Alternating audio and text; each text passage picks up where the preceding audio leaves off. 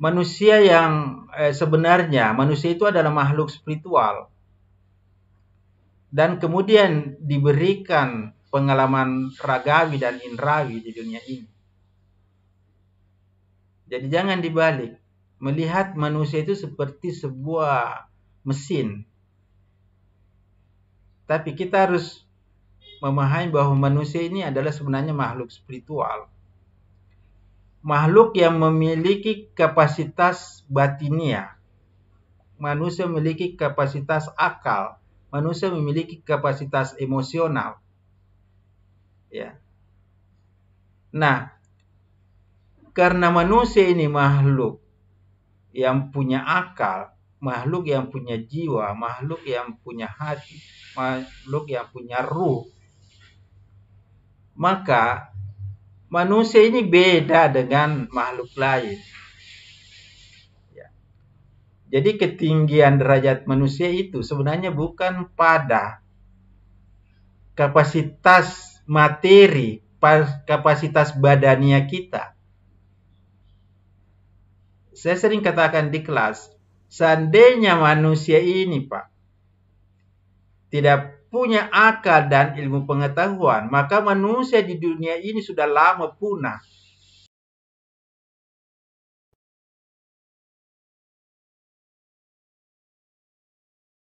Iya, Prof. Alhamdulillah, peserta sudah 26 partisipan. Yeah. Dan insya Allah kegiatan kita akan segera dimulai. Yeah. Untuk itu kami menghimbau kembali kepada seluruh peserta, Bapak dan Ibu sekalian, agar kiranya bisa fokus mendengarkan materi dan juga akan nanti ada sesi tanya-jawab di akhir kegiatan. Dan insya Allah kita akan memulai kegiatan kita, sudah berada di pukul 19.55 waktu Indonesia bagian tengah. Baik, untuk selanjutnya kami persilakan kepada Bapak Muhammad Yusuf untuk memandu sesi pemaparan materi. Kepada Bapak kami persilakan. Baik, terima kasih banyak. Assalamualaikum warahmatullahi wabarakatuh. Assalamualaikum warahmatullahi wabarakatuh. Bismillahirrahmanirrahim. Alhamdulillahirabbil alamin wassalatu wassalamu ala asyrafil anbiya'i wal mursalin wa ala alihi wa ashabihi ajma'in, amma ba'd.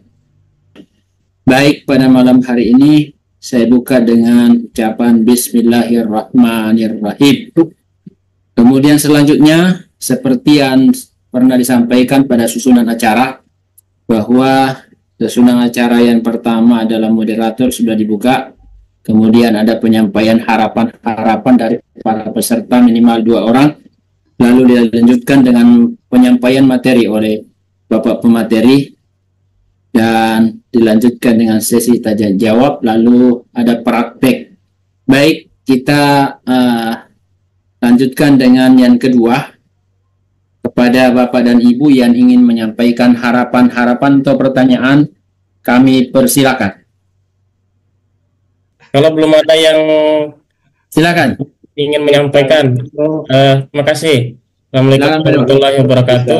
Waalaikumsalam warahmatullahi wabarakatuh. Kami muliakan Prof. Ansar dan Bapak Moderator serta teman-teman sekalian.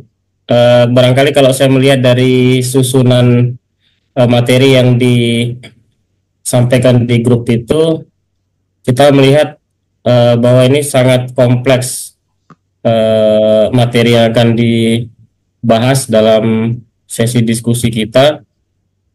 Saya tadi berpikir, barusan saya nyeletuk ke Pak Yusuf, ini rasanya seperti materi 1 semester nih, Prof. Jadi kalau dalam 3 atau 4 kali pertemuan, saya pikir belum bisa diselesaikan gitu. Nah, harapan saya pertemuan ini bisa, diskusi kita ini bisa betul-betul mengcover seluruh materi yang ada itu, sehingga output dari kegiatan kita, ya, kita memiliki pemahaman yang utuh tentang seluruh materi yang Prof sampaikan di dalam daftar materi itu. Karena saya melihat ini sangat kompleks. Misalnya perbedaan penelitian antara jenjang S1, S2, dan S3, nah itu sangat luas. Misalnya nanti kalau dalam diskusi barangkali saya akan banyak bertanya terkait dengan hal-hal yang di level S1 kami membimbing mahasiswa itu kadang-kadang masih punya perbedaan persepsi tentang apa itu kajian pustaka, apa itu kajian teori, apa itu pikir. Nah, barangkali hal-hal seperti itu nanti bisa juga disinggung dan diulas di dalam kegiatan ini. Barangkali itu untuk sementara dari kami, Prof. Mungkin nanti akan ada hal-hal yang lain yang akan berkembang dalam sesi diskusi. Terima kasih. Baik. Assalamualaikum warahmatullahi wabarakatuh. Waalaikumsalam warahmatullahi wabarakatuh. Baik, Pak Irwan, terima kasih banyak atas harapan-harapannya. Yang lain, siapa tahu ada yang lain lagi? Satu orang lagi. Ayo, Bapak Ibu. Masih ada satu? Silakan Pak. Pak Adi sepertinya sudah terbuka mic-nya, boleh? Silakan. Ya, Boleh memperkenalkan asal institusinya ya. baik, terima Silakan, Pak kasih Ibu atas kesempatan yang diberikan. Ya. Saya Adi, asal institusi alumni UIT Indonesia Timur, Makassar. Mungkin pada harapan di awal pembukaan diskusi materi penelitian pada malam hari ini, tentunya kita berharap ya pastinya ada hasil yang dapat kita ambil. Namun terkadang ketika kita usai dalam suatu pelatihan atau seminar, webinar dan sebagainya, biasanya kita berlepas diri seperti itu saja. Jadi harapan yang kami sangat-sangat harapkan kepada koordinator, tentunya panitia ataupun Bapak Prof pemateri, setelah adanya pelatihan baik di grup maupun dalam sesi-sesi berikutnya, minimal ada praktek yang kita lakukan, misalnya dalam hal bimbingan menulis buku atau bimbingan membedah artikel dan sebagainya. Jadi betul-betul kita bisa berkembang dari awal. Mungkin itu harapan kami. Terima kasih. Assalamualaikum warahmatullahi wabarakatuh. Waalaikumsalam warahmatullahi wabarakatuh. Terima kasih banyak Pak Adi. Sebelum Pak Prof menyampaikan materi dan menjawab beberapa pertanyaan ini, Pak Adi bisa membuka mungkin YouTube Pak Prof Ansar Akil. Itu sungguh luar biasa, banyak sekali dan hampir semuanya tentang keilmuan tentang penulisan. Ya, silakan aja. Baik Pak Prof dan teman-teman sekalian, saya mungkin langsung ke Pak Prof saja untuk menyampaikan materi pada malam hari ini. Kepada Bapak Prof dipersilakan.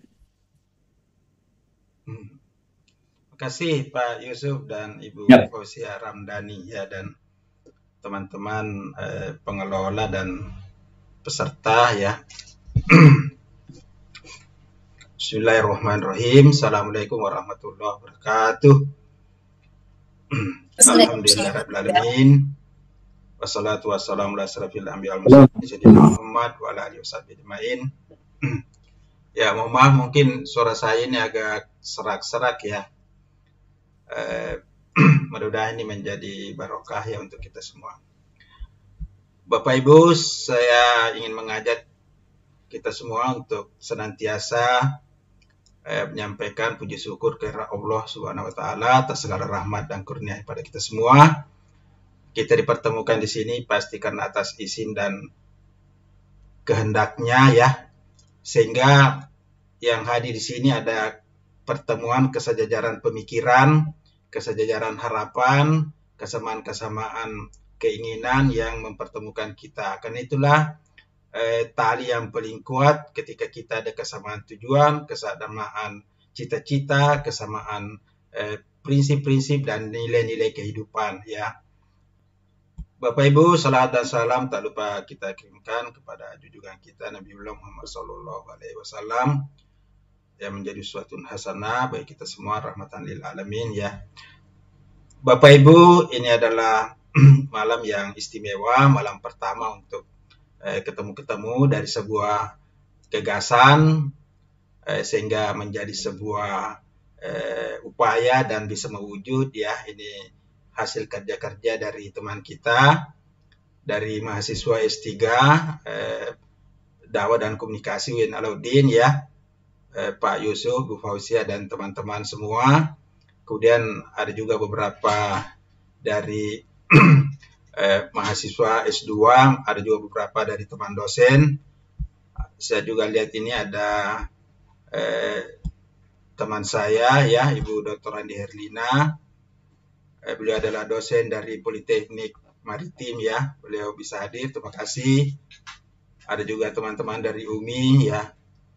Soalnya Ibu Andi Herlina kayaknya dari pengantin ini ya, masih bagus ini bajunya ya. Lama tidak ketemu beliau dan saya invite dan beliau bisa hadir. Nah, Bapak Ibu,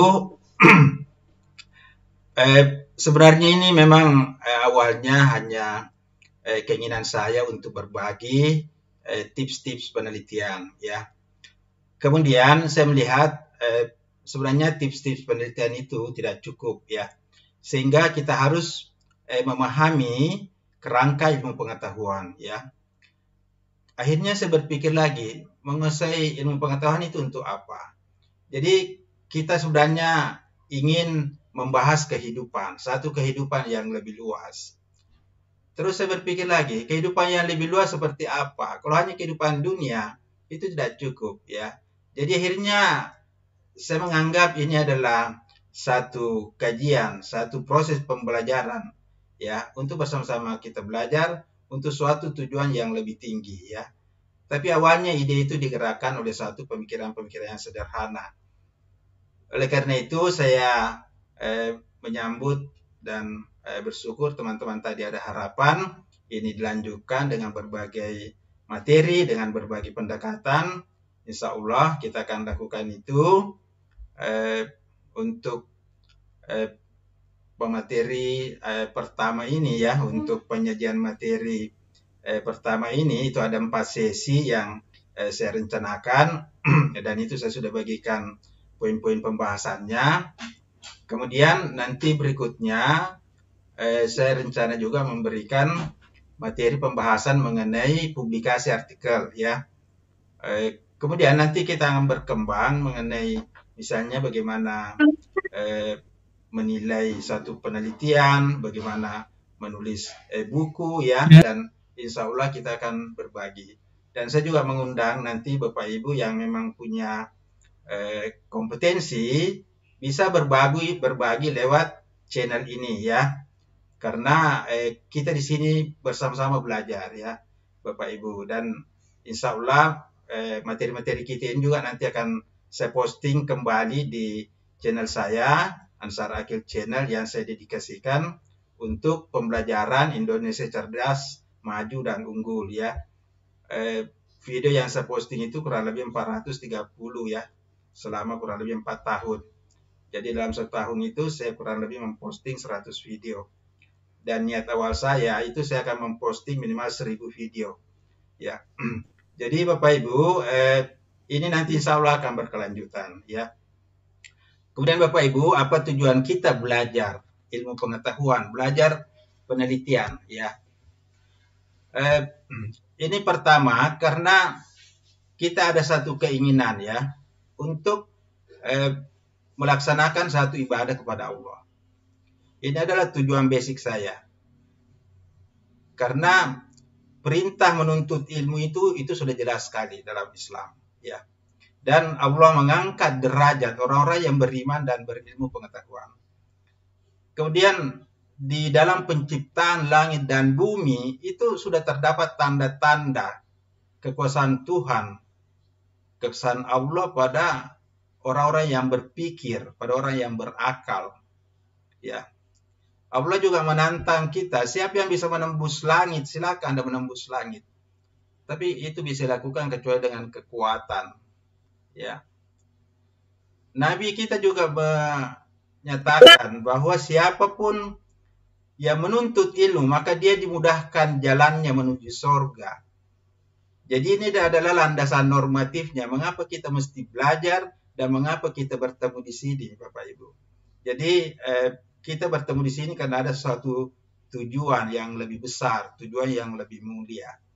Yang kedua, ini karena saya melihat bagaimana penguasaan basic keilmuan ya pada mahasiswa maupun pada profesional kita. Itu saya lihat baik D1 maupun S2 dan S3 itu betul-betul perlu kita upgrade ya. Sehingga ada satu kepedulian bagaimana dengan satu kerangka berpikir keilmuan yang kita miliki itu akan mampu meningkatkan kualitas hidup kita.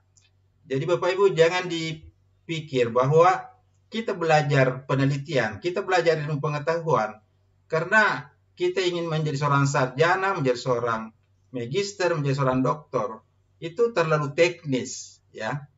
Tapi kita belajar karena kita ingin meningkatkan kualitas hidup kita secara keseluruhan. Oke, Bapak Ibu? Karena banyak sekali orang ketika dia selesai mengikuti satu jenjang pendidikan, tidak ada yang berubah dalam hidupnya. Ya, mungkin Bapak Ibu juga melihat teman-teman kita banyak yang mengalami seperti itu. Pengertian dalam kualitas kehidupannya secara menyeluruh ya. Kemudian yang ketiga, ada harapan besar dari diskusi-diskusi seperti ini, itu bisa membangun suatu kebersamaan, ya, untuk menciptakan satu masyarakat, satu bangsa yang menguasai ilmu pengetahuan, menjadi bangsa yang cerdas, maju, dan unggul. Itu adalah satu tagline saya, ya, yang saya kemukakan di channel saya, Indonesia Cerdas, Maju, dan Unggul. Karena kita sulit untuk maju, cerdas, maju, dan unggul tanpa ilmu pengetahuan. Ya. Nah, Bapak Ibu, paling tidak 3 landasan ini, kan ini adalah perintah Allah, dan Allah akan mengangkat derajat kita, dan akan memudahkan kita ke surga kalau kita belajar. Yang kedua, ini akan mengubah hidup kita, keluarga kita, diri kita, keluarga kita. Dan yang ketiga, akan membentuk suatu masyarakat bangsa Indonesia yang unggul, ya. Karena itu kitalah nanti yang akan menjadi operator-operator, ya, di dalam menggerakkan bangsa ini menuju ke masa depan. Dan kalau kita menggerakkan bangsa ini ke masa depan dengan ilmu pengetahuan, maka bangsa ini akan menjadi bangsa yang unggul, bangsa yang maju. Oleh karena itu, siapa yang punya tanggung jawab ini kalau bukan kita semua?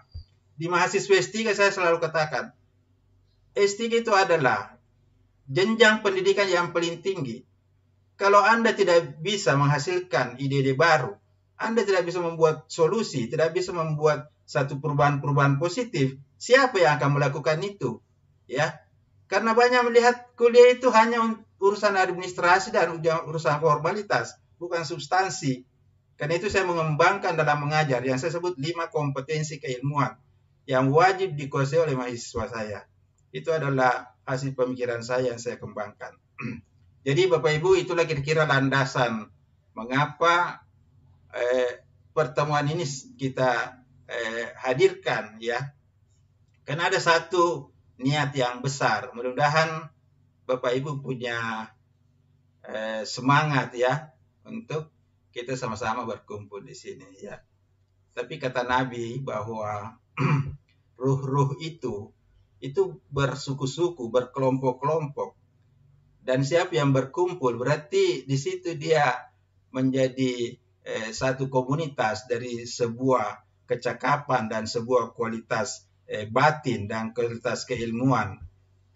Ada juga teman yang saya kirimkan tidak merespon. Itu tidak apa-apa. Berarti memang kesejajaran pemikiran dan kesejajaran batin itu belum ketemu. Jadi Bapak Ibu tidak usah khawatir, ya. Apapun yang Bapak Ibu pikirkan, apapun yang selalu kita niatkan dan kita upayakan, pasti kita akan ketemu baik orang-orang, pengalaman maupun benda-benda, ya. Saya cukup lama mempelajari ini, ya. Lebih 10 tahun yang saya sebut dengan law of attraction. Oke, Bapak Ibu, itu bisa dicatat, dan nanti ada yang mau bertanya boleh juga, ya. Mengapa ini harus hadir? Jadi ini bukan cuma bicara teknis nanti, ya. Kita akan bicara filosofi, kita akan bicara teori, kita bicara metode, kita bicara teknologi.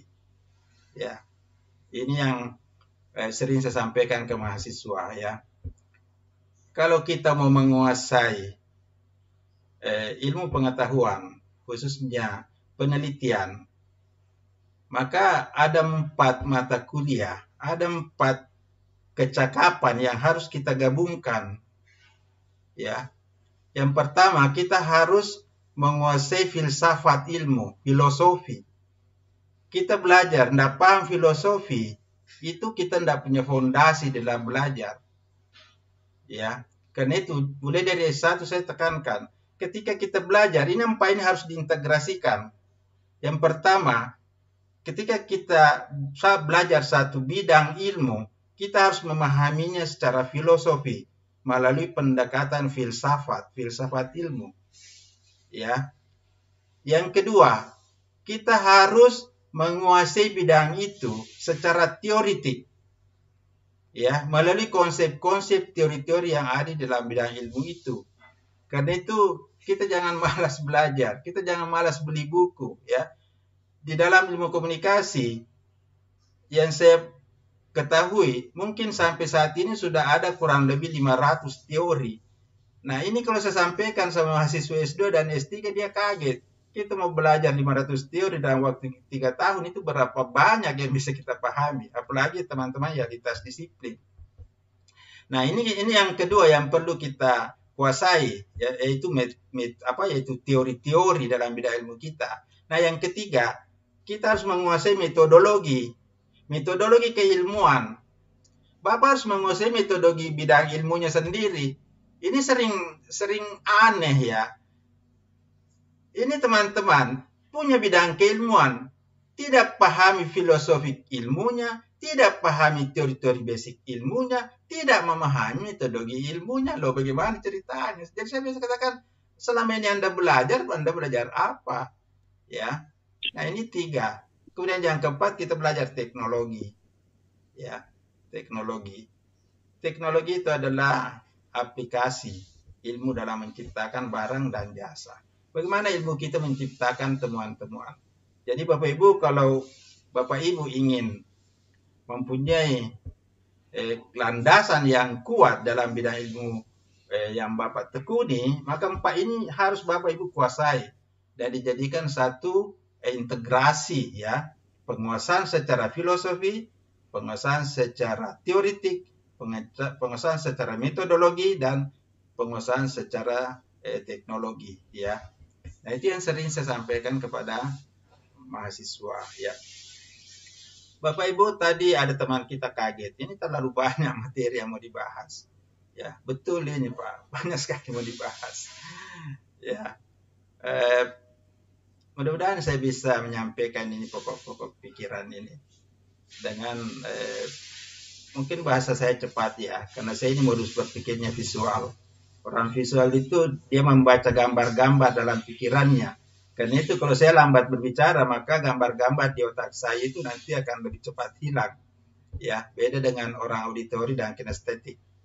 Nah, Bapak Ibu, itu apa cara yang Bapak Ibu bisa lakukan untuk menguasai bidang ilmunya? Kuasai 4 kajian itu, ya. Menguasainya secara filosofi, menguasainya secara teoritik, menguasai secara metodologis, dan menguasai secara teknologi. Ya, oke.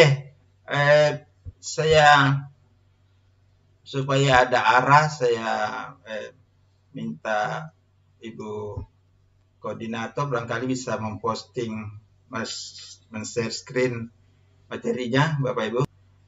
Jadi Bapak Ibu, sebenarnya begini ya. Saya melihat banyak teman-teman kita kesulitan belajar ya, kesulitan belajar dalam penelitian atau mencari bidang keilmuannya ya. Kenapa saya melihat begitu? Karena baik dalam membimbing, dalam menguji maupun dalam mengajar itu yang pengalaman itu yang saya dapatkan. Karena itu saya memberi standar Bapak Ibu, kalau Bapak Ibu mau kompeten di bidang keilmuannya, Bapak Ibu harus bisa menguasai minimal 80% ya objek forma bidang keilmuan itu. Memang Bapak Ibu menguasai 80%. Ya. Nah, kalau ini tidak ada pemikiran ini dari awal, maka Bapak Ibu kita sulit sekali menguasai bidang ilmu kita atau memiliki satu kompetensi di bidang keilmuan kita. Karena saya lihat banyak orang belajar, ya, banyak orang belajar, karena itu hanya formalitas atau hanya satu prosedur administrasi. Ya, saya ulangi ya, banyak teman-teman kita belajar itu hanya formalitas dan satu prosedur administrasi. Coba kita kembali ke diri kita. Betulkah kita ini belajar karena kita memang ingin cerdas, ingin memiliki satu kompetensi? Betulkah karena kita ini belajar karena kita ingin memperbaiki hidup kita secara keseluruhan? Betulkah kita ini belajar karena ini kita ingin memperbaiki bangsa dan negara, kita memperbaiki dunia? Ya, ini dulu Pak. Kalau ini sudah kita miliki, maka insya Allah kita mudah mempelajari bidang keilmuan kita. Percaya aja. Ya.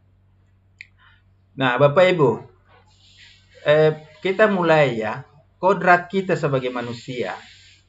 Ini penting kita paham ya. Jangan kita berpikir seperti mesin ya. Kita ini manusia. Manusia yang sebenarnya manusia itu adalah makhluk spiritual.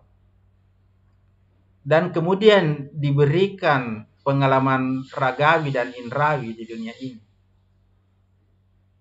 Jadi jangan dibalik. Melihat manusia itu seperti sebuah mesin.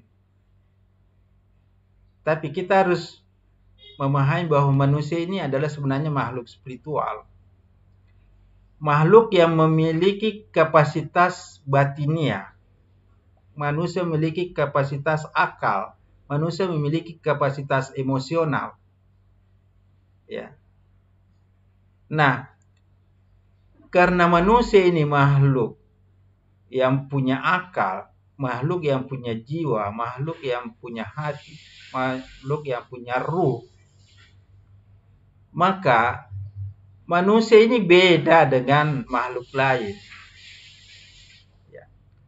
Jadi ketinggian derajat manusia itu sebenarnya bukan pada kapasitas materi, kapasitas badania kita. Saya sering katakan di kelas, seandainya manusia ini Pak tidak punya akal dan ilmu pengetahuan, maka manusia di dunia ini sudah lama punah. Ya. Kenapa manusia bisa bertahan? Kenapa manusia bisa eksis dan mengalahkan semua makhluk lain? Karena manusia itu punya kecerdasan, punya akal. Coba bandingkan. Kalau manusia mengandalkan fisiknya untuk berlari, maka dia akan kalah sama anjing, sama kucing, sama harimau. Sudah lama dia jadi makanan dari makhluk. Seandainya manusia mengandalkan kekuatannya, sudah lama Pak manusia itu kalah oleh gajah, oleh badak, Seandainya manusia ini mau berlomba renang sama ikan, sudah lama manusia ini tenggelam. Seandainya manusia ini mau lompat-lompat di pohon, maka dia kalah sama monyet, kalah sama burung. Jadi sebenarnya secara badania, manusia ini sebenarnya tidak punya kelebihan apa-apa dibanding makhluk lain. Tapi Allah menempatkan manusia ini sebagai pemimpin di dunia ini. Itu diberikan satu kapasitas yang tidak dimiliki oleh makhluk lain. Yang kita sebut dengan akal. Jadi akal itu adalah pikiran-pikiran yang tertuntun. Pikiran-pikiran yang mencerahkan. Pikiran-pikiran yang berkemajuan. Itulah akal. Nah, karena manusia makhluk berakal, manusia punya pengalaman-pengalaman, manusia punya rasa ingin tahu, manusia punya permasalahan-permasalahan, manusia punya keinginan-keinginan. Ya, manusia punya banyak masalah. dan terutama juga manusia adalah pencari kebenaran. Coba aja Pak, kita ini apa-apa yang lewat di depan kita, apa-apa yang kita lihat, apa-apa yang kita dengar, apa yang muncul di pikiran, itu selalu jadi pertanyaan. Coba kita duduk-duduk, ada anak-anak lari-lari depan kita, langsung kita tanya, siapa itu anak lari-lari? Ya. Coba tengah malam ada kita dengar lagi suara-suara, kita pikir lagi siapa itu? Ya. Coba kita lihat tengah malam ada bintang jatuh. Apa itu? Ya. Jadi memang fitrahnya manusia ini selalu ingin mengetahui, ya, selalu ingin mencari kebenaran. Ya. Inilah bedanya manusia dengan makhluk lain.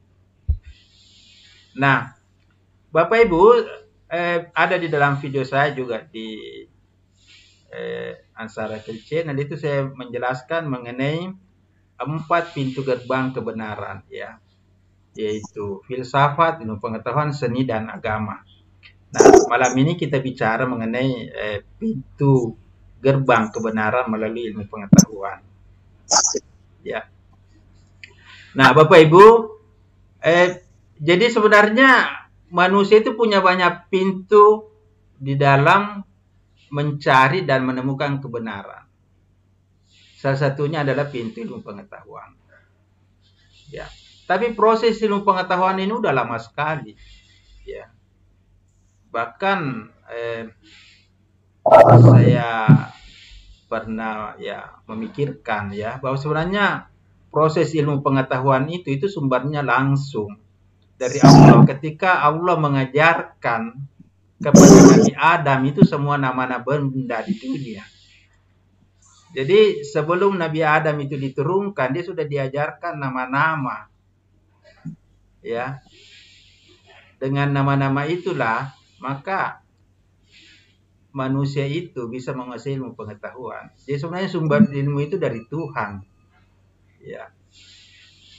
Nah, ini adalah proses yang lama, ya, sehingga manusia bisa mencapai suatu perkembangan ilmu pengetahuan. Nah, Bapak Ibu, ketika manusia lahir, ya, secara teoritik,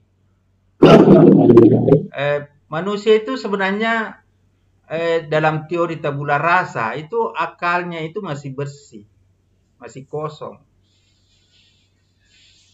Seiring dengan bertambahnya umur manusia itu, maka pengalaman-pengalaman manusia itu juga bertambah. Contohnya, anak kecil, bayi yang misalnya sudah merasakan minum, merasakan makan, maka dia sudah mulai punya pengetahuan mengenai makan dan minum. Dia sudah bisa membedakan. Kemudian ketika anak ini sudah berjalan, maka dia sudah bisa membedakan mana jalan yang licin, mana jalan yang menurun, mana jalan yang rata. Itu manusia sudah ketahui dari pengalamannya, pengalaman indrawi. Nah, jadi Bapak Ibu, proses pembelajaran itu kita mulai sebenarnya bahkan sejak kandungan itu menurut penelitian manusia sudah mulai belajar. Ya. Tapi mungkin itu bukan yang kita bahas. Kita bahas bagaimana manusia setelah lahir dan mulai belajar. Ya. Kemudian pengetahuan dan pengalaman itu bagi setiap orang, bagi setiap komunitas itu beda-beda. Ya. Karena itu orang yang misalnya hidup di pantai, maka dia punya pengetahuan itu pasti jauh lebih banyak mengenai pantai daripada komunitas atau masyarakat yang hidup di gunung. Seperti katanya komunitas masyarakat Eskimo itu yang tinggal di kutub, itu dia bisa membedakan jenis salju itu sampai puluhan jenis salju. Coba. Nah, kita saja ini kan kalau kita sebut salju yang kita pahami satu jenis salju. Ya. Nah, padahal jenis salju itu banyak sekali. Kenapa? Karena dia punya pengalaman dan pengetahuan. Oke. Karena manusia ini lama-lama berkembang, kehidupannya makin banyak, maka manusia mulai bertukar ilmu. Ada orang pergi ke kota, ada orang pergi ke gunung, ada orang pergi ke laut. Lama-lama ilmu ini sudah mulai menyebar. Nah, Bapak Ibu, ketika ilmu-ilmu ini mulai dikelola, ya, pengalaman-pengalaman manusia itu tadi, pengetahuan-pengetahuan itu tadi mulai dikelola dengan baik, diatur, disistematiskan, itulah yang disebut dengan ilmu pengetahuan. Ya. Jadi ilmu pengetahuan itu adalah gabungan atau kumpulan dari seluruh pengalaman-pengalaman dan pengetahuan-pengetahuan dari orang-orang, ya, yang telah disusun dalam satu bangunan, dalam satu sistematika yang teratur. Jadi kalau kita menutup mata membayangkan ilmu pengetahuan yang ada di dunia ini, itu seperti bangunan, seperti piramida, ya. Ya, karena sebenarnya itu Pak, belajar ilmu itu mudah, ya. Nanti kita berikan. Sebenarnya mudah. Yang penting kita paham itu strukturnya. Saya juga ngajar di kelas begitu. Ya. Karena kalau kita paham strukturnya, itu lebih mudah, ya, dibanding kalau kita belajar secara acak. Ya. Jadi ilmu pengetahuan itu bisa kumpulan semua pengetahuan, pengalaman yang sudah diorganisir. Nah, saya juga sendiri memberikan definisi. Ilmu pengetahuan itu sebenarnya adalah kumpulan teori. Kumpulan dari seluruh teori-teori yang ditemukan dalam penelitian-penelitian ilmiah, ya, dari seluruh bidang ilmu yang dipelajari, baik secara formal maupun non formal. Jadi kalau kita mau membayangkan ilmu pengetahuan itu sebenarnya tumpukan-tumpukan bangunan ilmu pengetahuan itu dari batu bata berupa teori-teori. Karena itu, Bapak Ibu, kita semua ini adalah operator-operator ilmu pengetahuan. Itu sebenarnya yang saya mau sampaikan kepada Bapak Ibu. Kita ini menjadi pemain-pemain, kita ini menjadi operator-operator, bukan penonton-penonton. Nanti kita akan sampai ke sana. Karena itu, kita harus melahirkan produk-produk ilmu. Salah satu bentuknya itu adalah hasil-hasil penelitian. Membuat buku, membuat pemikiran-pemikiran, membuat artikel, membuat prototipe. Kalau kita tidak sampai ke sana, ini seperti kalau kita belajar bisnis, tapi kita tidak pernah membuat produk dan tidak pernah menjual produk. Ya, oleh karena itu tidak semua orang bisnis itu bisa untung. Sama juga orang yang belajar ilmu pengetahuan. Kenapa? Karena dia tidak bisa menguasai bidang ilmunya dan tidak bisa menghasilkan produk-produk dalam ilmunya dan tidak bisa memasarkan ilmu. Otomatis kita tidak bisa mendapatkan satu peningkatan kualitas hidup di dalam kehidupan kita. Nah, Bapak Ibu, karena ilmu pengetahuan ini banyak sekali, ya, kita tidak tahu berapa jumlah ilmu pengetahuan di dunia ini. Ya. Tapi kata Carl Gustav Jung, Bapak psikologi, bahwa tidak ada ilmu di dunia ini yang hilang. Ya. Ilmu yang sudah dipelajari masuk ke dalam suatu alam yang disebut dengan alam suprasadar. Ya, yang terhubung dengan bawah sadar manusia. Oleh karena itu, siapa yang bisa mengakses bawah sadarnya, maka dia terhubung dengan sumber-sumber kecerdasan. Karena itu banyak orang Pak yang mendapatkan itu, ya. Nah, karena luasnya ilmu pengetahuan ini, maka untuk memudahkan kita, maka dibuatlah rumpun-rumpun ilmu. Ya. Nah, jadi ini untuk memudahkan, ya, mengkoordinir ilmu itu. Karena ilmu ini juga harus di-manage. Begitu juga dengan ilmunya Bapak Ibu. Kalau tidak di-manage, ya itu tidak akan menghasilkan apa-apa. Ya. Nah, ini menurut Permendikbud nomor 154 itu ada 6 rumpun ilmu, ya.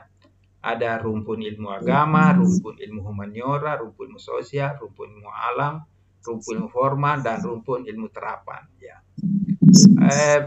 Ya, ini kita pasti ada salah satunya masuk di sini, ya.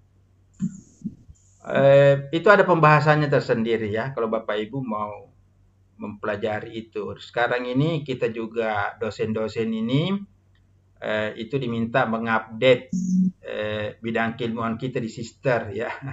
Saya kira dosen-dosen udah tahu itu ya. Kita mengupdate bidang ilmu kita dan di mana rumpun ilmu kita itu berada ya. Itu juga saya sudah lakukan ya di Sister. Nah, Bapak Ibu, secara umum ya, secara umum itu tadi secara teknis.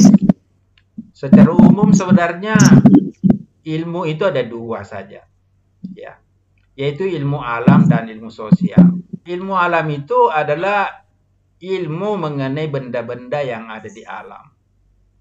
Ilmu mengenai segala sesuatu yang secara fisikal, yang secara teknikal langsung berkaitan dengan alam.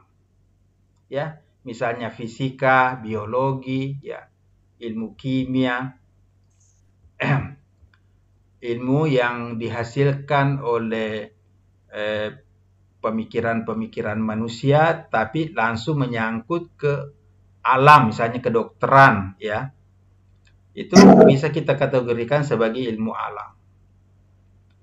Nah, yang kedua ilmu sosial. Ini banyak orang tidak bisa bedakan. Ilmu alam dan ilmu sosial.